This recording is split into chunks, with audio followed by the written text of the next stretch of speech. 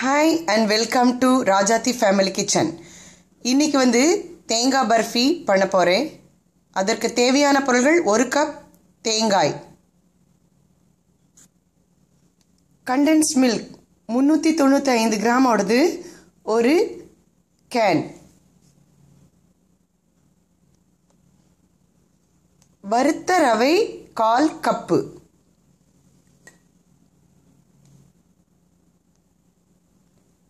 நெய் 1 டீஸ்பூன்.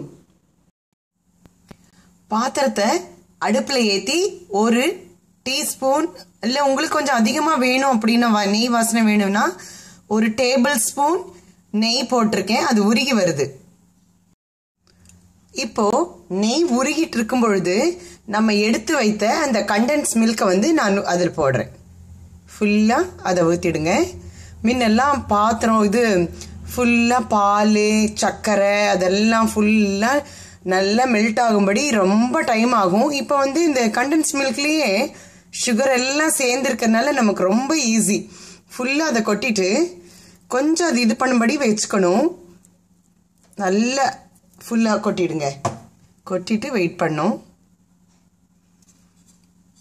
இப்போது அதை நல்லா கலரிக்கணும். அந்த நெய்யோடு சேர்ந்து அந்த கண்டென்ஸ் மில்க்கு நல்லா கரையணும். கொஞ்சம் அப்படியே விடுபட்டு நல்லா கலரிக்கோங்க.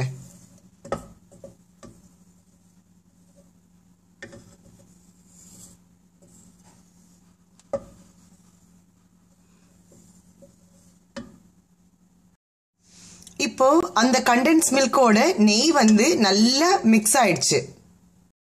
அடுத்தது நம்ம எடுத்து வச்சிருக்கிற அந்த வறுத்த ரவையை கொட்டுற அது மேலே கொட்டிட்டு கொஞ்சம் கிளற.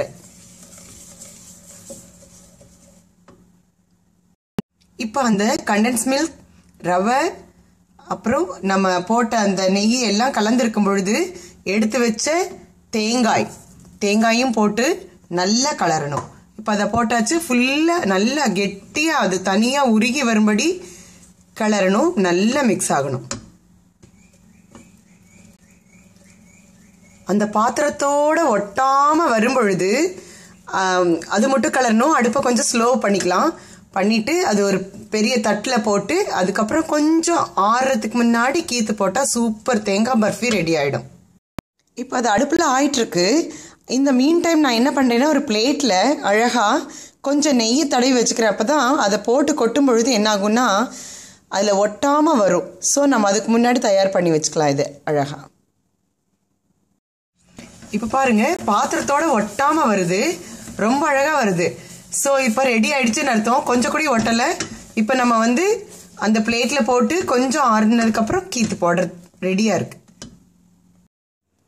இப்படி அதை ஆனதுக்கப்புறமா ஒரு தட்டில் நான் ஏற்கனவே நெய் தடச்சி வச்சதில் ஃபுல்லாக ஸ்ப்ரெட் பண்ணிட்டேன்.